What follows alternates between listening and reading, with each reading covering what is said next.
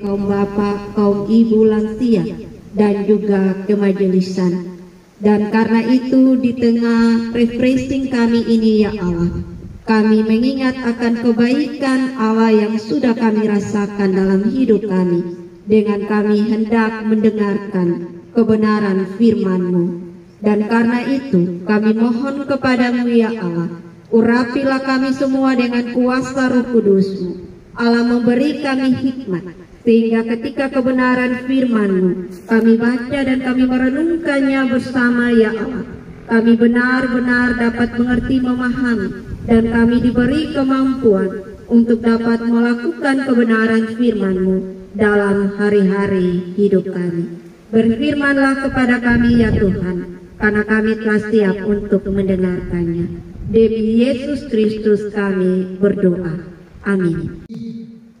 Tugas yang disampaikan kepada saya agar supaya bisa berkenan membawa PA ya dalam kegiatan ini. Semula direncanakan di gereja, tetapi kemudian rupanya Roh Tuhan berkenan sehingga menuntun kita untuk bisa ada tidak lagi di gereja tetapi di tempat terbuka, di jauh dari kota. Tadi Ibu Pendeta bilang jauh dari kebisingan, kita ada di sini untuk menyegarkan hati, iman, dan kehidupan kita. Nah, karena itu maka PA kita ini saya beri judul setelah membaca Markus pasal 4 ayat 21 sampai dengan 25 tadi, saya beri judul Pelita dan Ukuran menurut Alkitab. Ya. Pelita dan ukuran menurut Alkitab. Saya kira dua hal ini tidak asing bagi kita. Berbicara tentang pelita, itu punya hubungannya dengan lampu atau penerang yang lebih kecil atau yang sifatnya tradisional, tetapi mampu menerangi kegelapan. Ya, bicara ukuran, yaitu punya hubungannya dengan menentukan tepat tidaknya sesuatu, benar tidaknya sesuatu. Nah, kita akan mencoba melihat ini. Ya, merenungkan ini, merefleksikan ini sebelum kita lebih bebas dalam berwisata. Nah, sebagai catatan pengantar Papa Mama, saya ingin mengajak kita untuk lebih dahulu mengenal kitab Injil Markus. Ya, kitab Injil Markus itu seperti apa? Nah, meskipun permulaan Injil Markus tidak menyebutkan penulisnya, namun para ahli perjanjian baru menyimpulkan bahwa yang menulis Injil ini adalah Markus, seperti namanya, Injil Markus. Markus ini adalah teman sekerja dan penerjemah dari Petrus, Rasul Petrus. Ya. Dia adalah teman sekerja dalam penginjilan, tetapi sekaligus sebagai penerjemah dalam kaitannya dengan hal-hal yang berhubungan dengan tradisi Yahudi dengan tradisi Yunani atau tradisi yang bukan Yahudi. Nah, nama Markus adalah nama Latin dari Yohanes yang disebut juga Markus. Ya, semacam nama samaran, nama lain dari yang sesungguhnya Yohanes dulu. Nama yang sebetulnya adalah Yohanes, tetapi rupanya karena latar belakang tertentu sehingga disebut juga Markus. Ya, Markus. Nah, alasannya sampai hari ini para ahli tidak tahu kenapa sehingga Yohanes ini dia setelah mengikuti Petrus sebagai penginjil atau bertobat dan menjadi penginjil sebagai teman sekerja dari Petrus, tetapi kemudian dia tidak menggunakan nama Yohanes tetapi malah pakai Markus. Nah, ini tentu masih perlu diteliti, pelajari.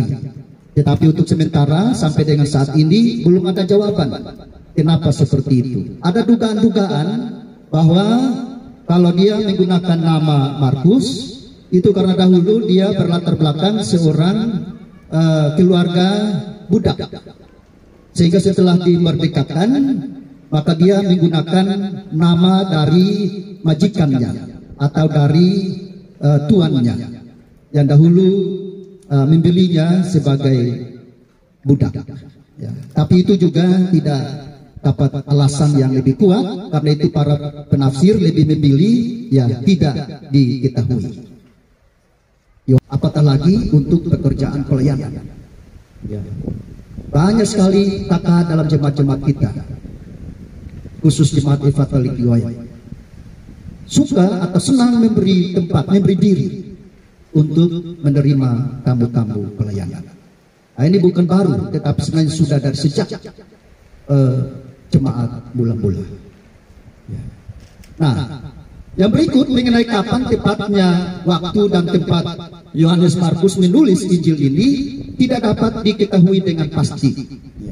Tetapi mengingat adanya hubungan dengan Injil-Injil sinoptis lainnya seperti Matius dan Lukas, maka para ahli lebih cenderung memilih tahun 50-an sebagai waktu penulisan daripada Injil Markus ini, yaitu antara tahun 55 sampai dengan 60 Masehi. Kira-kira Injil ini ditulis pada waktu itu. Sedangkan tempatnya diperkirakan di Roma sesuai dengan keterangan 1 Petrus pasal 5 ayat 13. Kalau kata Babylon atau nama tempat, nama suku bangsa Babylon di situ, ya, itu dimaksudkan oleh Petrus sebagai sebutan sandi atau sebutan lain dari nama yang diberikan kepada Kekaisaran Roma pada waktu itu. Murid atau para pengikut Yesuslah yang seharusnya berkewajiban moral untuk menerapkan segala firman yang mereka terima untuk menerangi orang lain. Sebab kepada mereka lah rahasia kerajaan Allah telah disingkapkan, telah dibuka, sebagaimana ayat yang ke-11. Kepada kamu rahasia kerajaan Allah diberitahukan. Tetapi kepada mereka, dalam hal ini para ahli Taurat, orang-orang Farisi dan orang-orang Saduki, rahasia itu mereka sama sekali tidak kenal. Karena melihat tidak menangkap, mendengar tidak mengerti. Bagaimana mereka bisa mengerti rahasia dari kerajaan Allah melalui pengajaran-pengajaran dan pemberitaan-pemberitaan firman Tuhan. Nah, karena itu Bapak Saudara kekasih Tuhan sekalian, saya sampai di sini. Tetapi ada 3 pertanyaan reflektif, 3 pertanyaan perenungan bagi kita dalam berwisata rohani pada saat ini. Hanya sekedar saja untuk agar supaya kita semacam terlibat penuh dalam renungan. Dan 3 pertanyaan itu akan dipimpin oleh Bapak Penatua kita bertiga, masing-masing nanti memilih satu kelompok, ada batasan-batasan dari sana sampai di sini, dari sini sampai di sana, dan dari Bapak Besi sampai ke sana, ya. Bapak Bendahara sampai di sana. 3 kelompok. Bapak Penatua nanti di sini, Bapak Penatua Dama nanti di nomor 2, Bapak Penatua Yonas nanti di nomor 3, untuk menanyakan kepada kita dan bebas menyampaikan, supaya nanti Bapak bertiga ini jadi jubir bagi kita akan melanjutkan refleksi itu di sini. Nanti Bapak bertiga masing-masing akan datang dan menyampaikan kepada kita jawaban terhadap 3 pertanyaan tadi. Pertanyaan pertama ialah, mengapa banyak orang Kristen hanya menjadi pendengar tetapi bukan sebagai pelaku firman? Jangan sampai orang Kristen itu ada juga di tengah kita sekarang, hanya mendengar sekarang ini tetapi sulit melakukan. Nah, kenapa itu terjadi? Kenapa itu terjadi?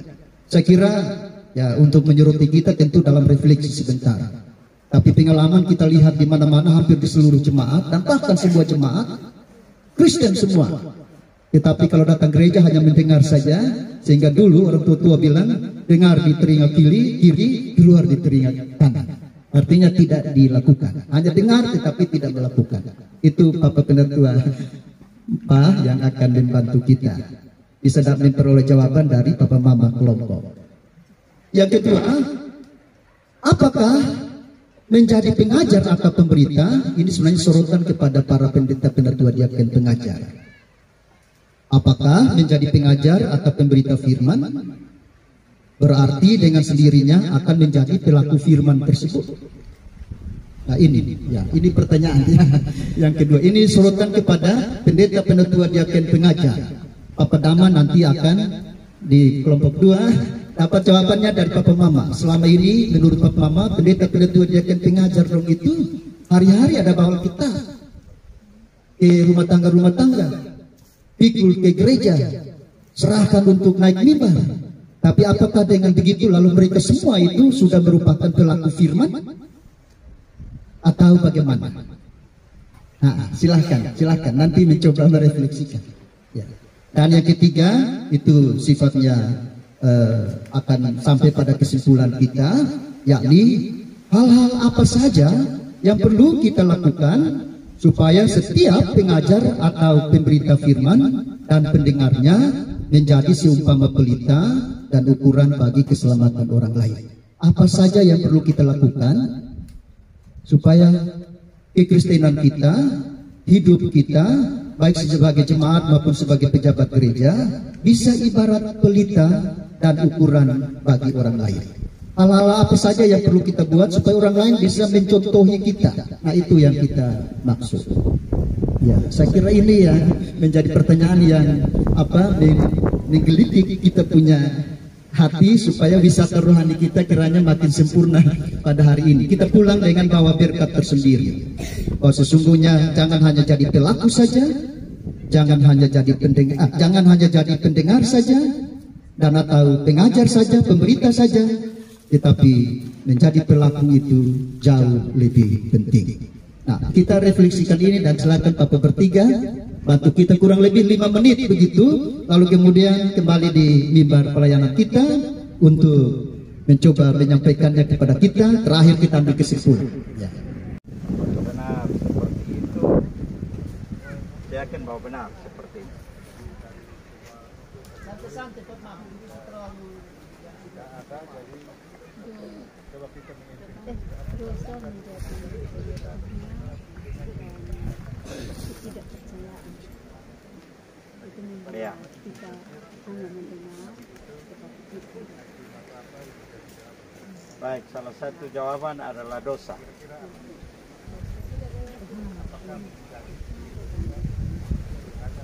Ada yang lain?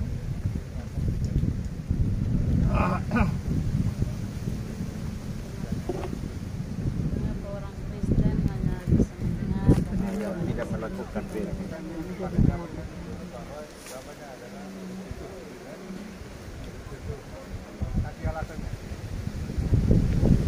sesungguhnya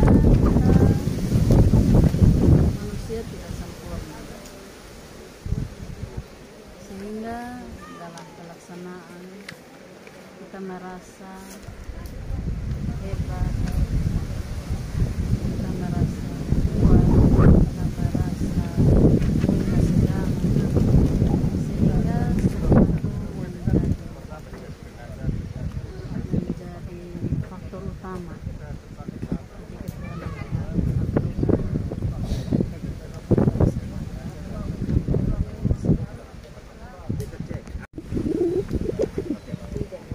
Alasan pertama jadi alasannya kita buang untuk kita sepakat apa alasan itu tepat atau tidak? Gitu ya. Dari sini bahwa yang mengajar atau yang memberitakan firman itu adalah manusia biasa, itu jawaban dari. Iya. Jadi salah satu jawaban itu. Ada beberapa. Ya, makanya kita sepakat.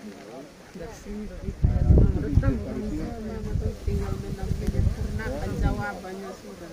Tinggal kami jemaat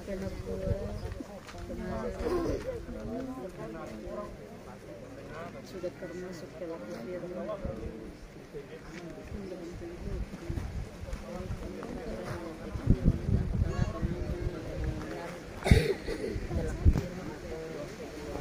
Itu hanya yang belum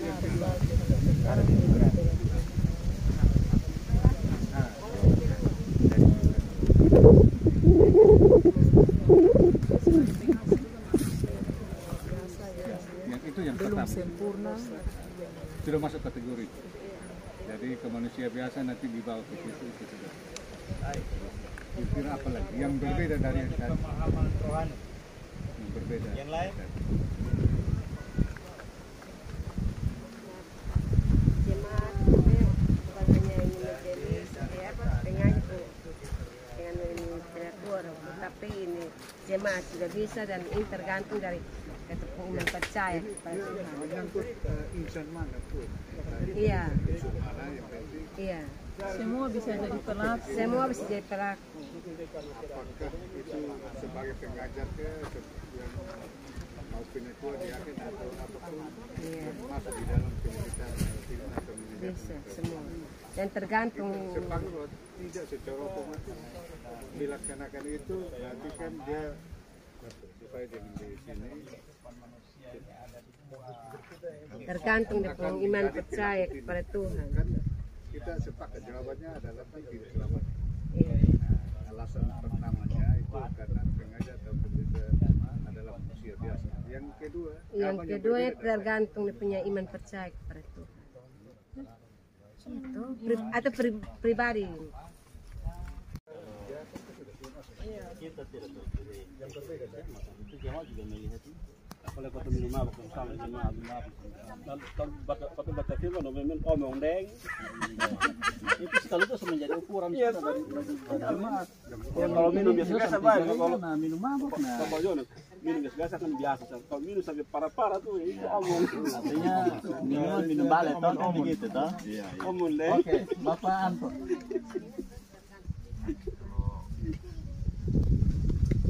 Pandang presbiter itu sendiri, apa yang harus dilakukan untuk bisa menjadi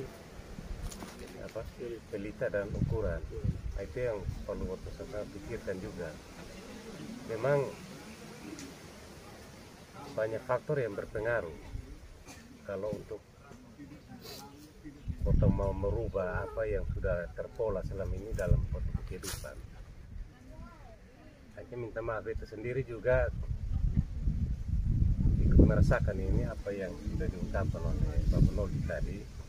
Pada posisi beta masih jemaat, beta melihat begitu, tapi ketika beta sudah jadi majelis juga sulit untuk melakukan apa yang idealnya yang dimaksud ukuran tadi.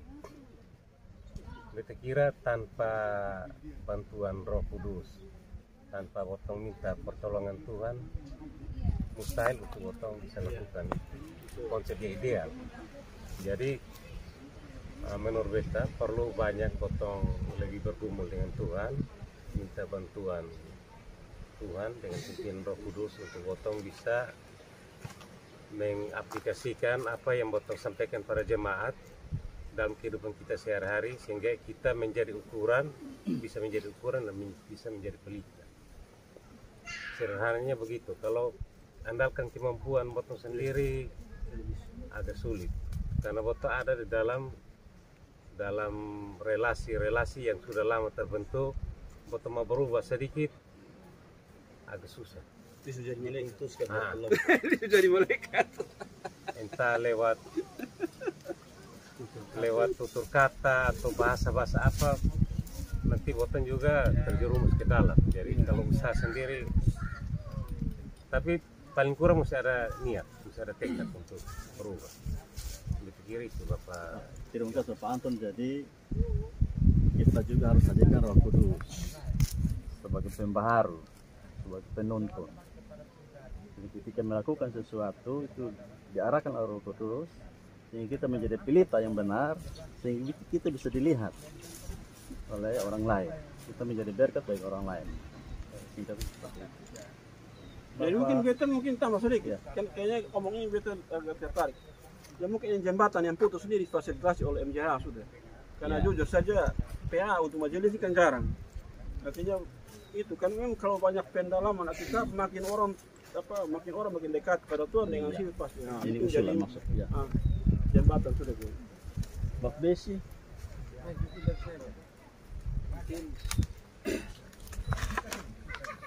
Untuk menjadi pelita dan sebagai patokan terang dalam hidupnya masing-masing, tidak masing-masing presbiter, masing-masing jemaat harus perlu dalam diri itu ada komitmen, ada peningkatan integritas yang mengatakan bahwa ketika saya dalam menjalani hidup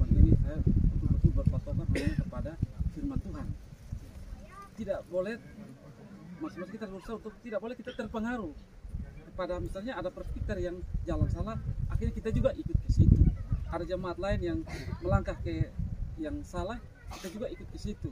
Jadi masing-masing harus punya komitmen bahwa saya menjalani hidup betul-betul harus berintegritas, harus betul-betul berpatokan pada firman Tuhan. Saya tidak mau terpengaruh oleh yang lain-lain. Ya. Karena namanya manusia, presbiter juga manusia, jemaat yang lain juga manusia. Kadang-kadang orang bilang roh kuat tapi daging lemah.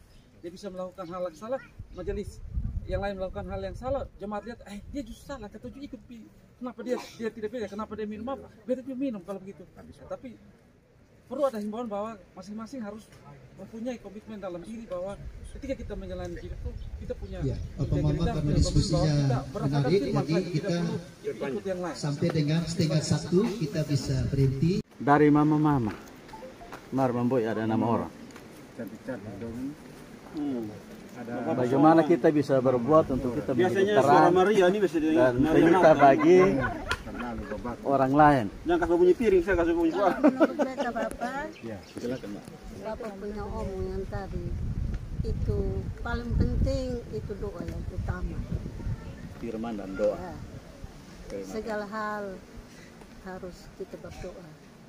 Dan yang kedua, tutur kata kita, Perilaku, ya, perjalanan kita, hidup di dalam Tuhan lewat doa. Baik. Terima kasih. Firman ini jadi cermin untuk kotong pendiri. Ya, tadi Bapak Besi bilang, kotong tak usah melihat orang lain, tak usah melihat apa, lihat kotong punya diri ini, bisa berbuat juga untuk jadi pelita dan ukuran kesannya. Gitu. Jadi cermin untuk diri sendiri, jangan tak usah ada ukuran untuk orang lain, dan ukuran untuk diri sendiri. Ya. Terima kasih. Pasti kotong akan tersisi kalau kotong kita akan balik memang tersisi. Secara apa? Tapi kotong percaya bahwa kalau Tuhan sudah kotong, Sebentar dalam diskusi.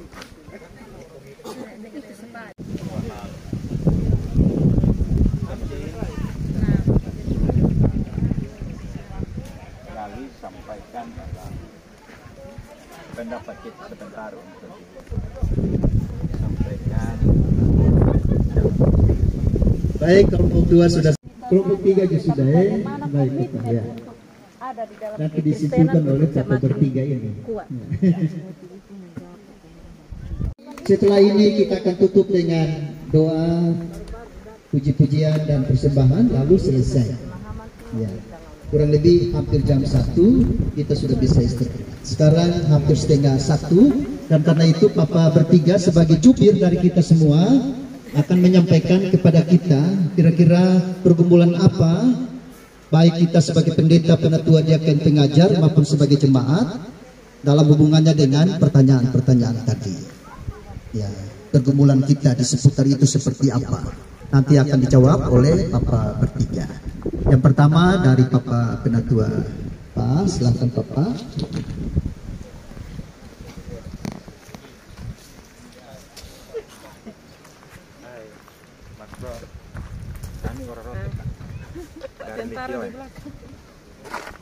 Baik, Bapak Togi sebagai Bapak konsen dulu di depan.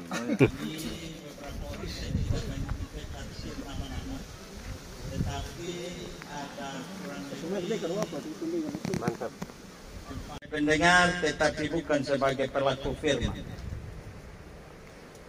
Benarlah sudah bahwa ada sebuah cerita di surga itu memang hanya ada siput-siput. Artinya hanya ada telinga-telinga yang ada di surga, tapi badan manusia tidak ada.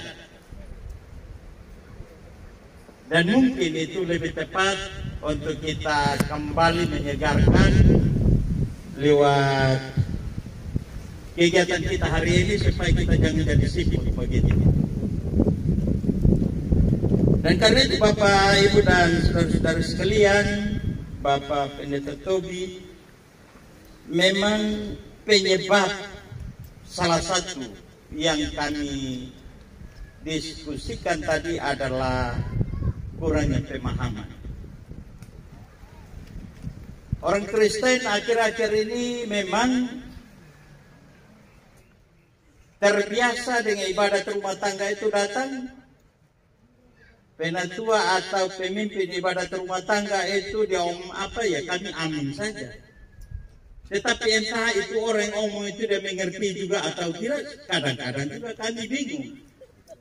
Karena dia omong lain dan bacaannya lain, berbicara tentang hal yang lain. Dan itu terbukti. Tetapi karena kita orang Kristen ini diajar untuk amin, salah juga amin, benar apalagi. Dan akhirnya kita jadi seperti ini. Dan ini yang menjadi persoalan Bapak Pendeta Tobi. Berharap bahwa ke depan itu jangan seperti itu lagi. Tapi kita terus menggali, memberikan kekuatan kepada jemaat agar betul-betul mereka mengerti.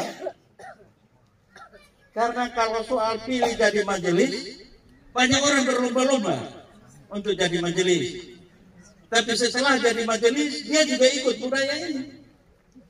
Pergi pimpin ibadat apa yang dia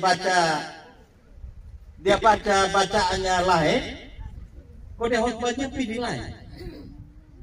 Dan itu berarti kesimpulannya adalah orang ini juga perlu kita harus memiliki pemahaman yang benar dan siapa. Tapi siapa yang harus memberi pemahaman ini? Tanggung jawab adalah para pendeta. Ini soal jadi majelis, tapi baca lain, tulis lain, omong lain. Nah ini yang saya kira tidak relevan lagi dengan kondisi kita sekarang ini. Dan yang kedua Bapak Tobi, saya mencoba mendalami akan firman dan bacaan ini. Ternyata ada hal yang kedua ini juga penting. Penting karena saya melihat dalam kehidupan kita sebagai orang Kristen itu ada dua roh yang kita miliki. Yang satu berbicara tentang roh Tuhan, tetapi yang lain juga berbicara tentang roh kedagingan. Dan ini yang menyebabkan orang Kristen itu mengapa tidak melakukan firman Tuhan. Dan karena itu saya titipkan untuk nanti kita, karena waktunya singkat, saya nanti lebih banyak berbicara lagi dari Pak Pendeta, itu juga tidak baik. Tetapi saya titipkan Galatia pasal 5 yang berbicara tentang buah-buah roh itu. Karena orang Kristen ini di depan, kalau di gereja, apalagi kami majelis, duduknya sopannya minta ampun. Tapi setelah pulang dari gereja ini juga kakunya minta ampun juga. Saya berharap ada tadi teman-teman ada bisik, kira-kira pendeta dong bagaimana, pasti lebih baik dari kita ya. Sebenarnya tidak, ukurannya juga satu saja. Coba kita pergi tinggal tahan di rumah pendeta dong 1 minggu saja, kita bisa tahu dong. Kehidupan seperti apa kan kita bisa tahu di situ juga. Dan biarkanlah pendeta-pendeta itu juga datang dari luar, dari mana datang juga tinggal di kami punya rumah untuk tahu juga kami punya keadaan. Hari-hari kami berkelahi atau tidak kan mereka juga bisa menikmati itu. Banyak unsur pelayanan kaum bapak, lansia dan perempuan ini yang bersukacita bersama dalam ibadah refreshing kita hari ini yang dirangkai dengan pemahaman Alkitab. Dari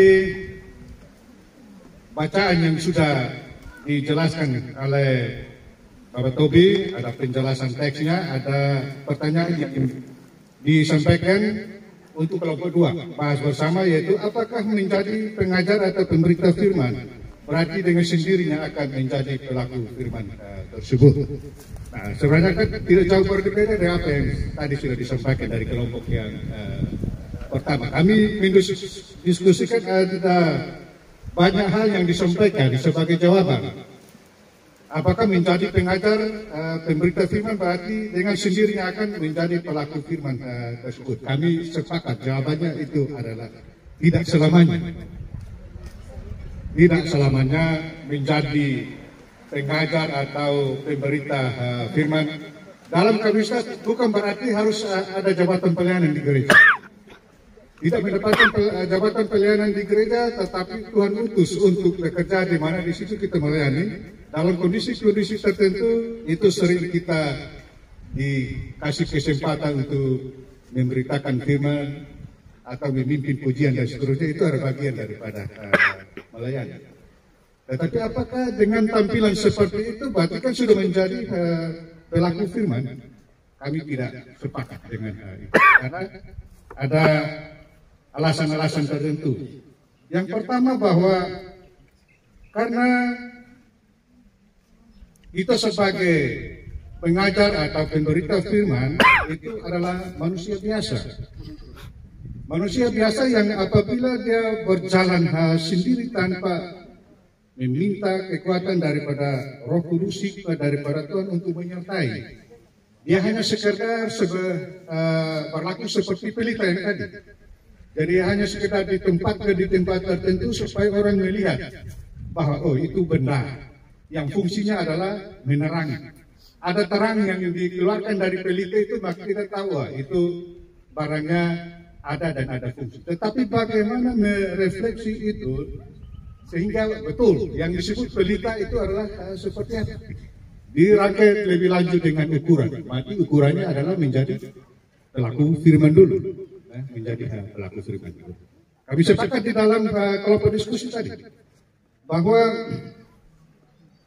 komitmen iman pribadi yang bersangkutan untuk mau melaksanakan kebenaran daripada firman Tuhan itu yang menjadi dia sudah menjadi pemberita firman, entah itu dalam kapasitas sebagai penatua, diaken atau itu sebagai pengajar atau di badan pengurus untuk unsur-unsur pelayanan yang lain. Komitmen pribadi yang bersangkutan, komitmen iman yang bersangkutan yang jelas bahwa dia tahu yang baik dan yang benar itu seperti apa.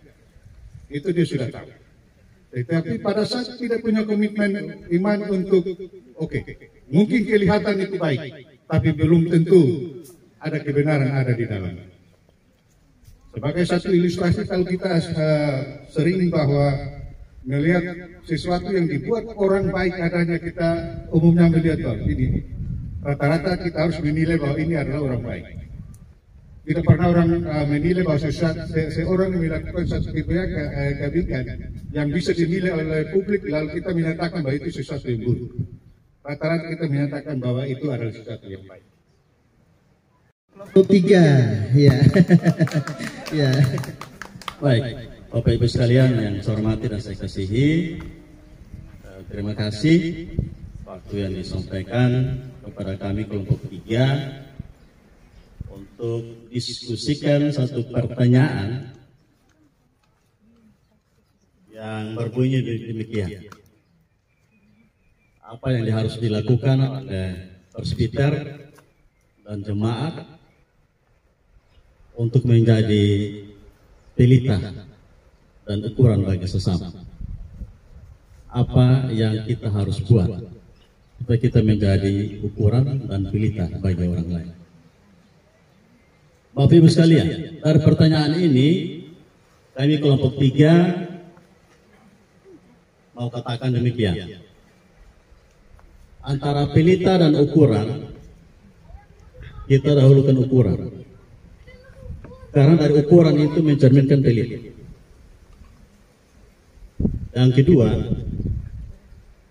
yang menjadi ukuran dan pelita itu adalah majelis jemaat. Jemaat akan menilai, melihat pemimpin kita seperti apa. Karena ketika pemimpin salah, maka sebagai kaki depan, kaki belakang akan melangkah salah. Karena itu Bapak Ibu sekalian, untuk menjawab pertanyaan ini ada beberapa catatan yang menjadi jawaban atas pertanyaan ini. Yang pertama, sebagai pelaku firman Tuhan betul-betul memahami dan melaksanakan firman Tuhan. Dan firman Tuhan yang kami maksudkan di sini adalah Keluaran 20 ayat pertama sampai yang 17 tentang 10 hukum. Dan yang kedua adalah Galatia 5 yang disampaikan Bapak tadi. Itu adalah barometer bagi seorang Kristen, apalagi seorang pemimpin. Kalau mampu melakukan itu, maka itu adalah ukurannya. Dan kalau ukuran itu dipakai, maka jelas dia menjadi pelita, menjadi terang. Lalu kami contohkan ke dalam jemaat. Kita memahami firman Tuhan, kita laksanakan firman Tuhan, tapi kalau tanpa pimpinan Roh Kudus, dan seperti Bapak bilang tadi ada dua roh, ada Roh Kudus dan juga roh daging. Kalau roh daging yang kuasa kita, maka jelas firman yang kita baca, kita renungkan tidak berarti apa-apa, karena perbuatan kita tidak segala. Dan contoh itu banyak di jemaat kita. Ada jemaat yang tidak rajin gereja, itu menjadi contoh jemaat melihat. Ada perilaku majelis jemaat yang tidak baik, bukan tidak baik, yang kurang baik, itu menjadi contoh bagi jemaat. Kalau Bapak Tama bilang, coba lihat dalam rumah tangga kita, coba bertamu satu minggu, melihatnya seperti apa. Tapi artinya Bapak Mama, kita betul-betul harus menjadi teladan bagi orang lain. Perilaku kita, tutur kata kita, itu betul harus nampak melalui firman Tuhan. Karena tidak semua firman Tuhan itu kita nampakkan dalam perilaku hidup kita. Tidak semua. Yang berikut, pemahaman Alkitab, pemahaman firman Tuhan tidak seutuhnya. Itu akibat karena kurangnya PA, Bapak Michael Sintil tadi. Kegiatan saya seperti ini, PA seperti ini, jangankan 1 tahun sekali. Mestinya mungkin diprogram triwulan atau terulang. Sehingga pendalaman Alkitab ini betul-betul tertanam kepada majelis jemaat dan kepada jemaat. Bisa atau boleh berkelanjutan untuk meningkatkan pemahaman majelis jemaat dan jemaat dalam kaitannya dengan bergumul untuk menjadi pelaku firman Tuhan. Kemudian yang kedua, peningkatan kunjungan pastoral atau kunjungan di antara majelis jemaat dan jemaat, dan juga di antara sesama anggota majelis jemaat. Ya, ini perlu dihidupkan, perlu ditingkatkan, punya kaitannya juga dengan supaya pemahaman antara panggilan kita, pelayanan kita makin ditingkatkan, makin diberdayakan. Ya. Kemudian satu hal yang dalam kaitannya dengan menjadi pelita dan ukuran tadi, kita semua melalui jubir-jubir kita mengingatkan kita kepada buah roh itu. Galatia 5 ayat 22-23. Ya, karena mengingat dalam realitas hidup, Roh Kudus dan roh kedagingan kita itu selalu berperang tiap hari. Ya. Maka tidak menutup kemungkinan kalau pendeta juga bisa jatuh. Ya. Pendeta juga bisa jatuh. Ya, bisa jatuh. Sehingga apakah hanya pendeta saja yang benar? Oh, ternyata tidak. Ada banyak sekali pendeta dan rumah tangga pendeta, keluarga pendeta justru jauh juga dari ukuran firman Tuhan. Nah, karena itu, maka terima kasih karena Papa Mama sudah memberikan semacam gambaran yang cukup bagus di seputar pergumulan bersama kita ke depan. Khusus kepada majelis jemaat, jadilah contoh, baru dengan sendirinya jemaat akan mengikuti. Ibarat ikan, ya ikan biasanya dia punya busuknya dari kepala, jadi kalau kepalanya sudah busuk maka dengan sendirinya dagingnya juga akan ikut membusuk. Ya saya kira ini pikiran-pikiran teologis yang sangat membantu kita. Mari kita akhiri renungan kita, PA kita, dengan harapan bahwa kita akan tindak lanjuti lagi melalui program bergereja kita di sidang tahunan berikut, supaya dengan begitu makin ada pemberdayaan pemahaman secara berkelanjutan dalam kehidupan perpelayanan dan berjemaat kita. Demikian, terima kasih. Shalom.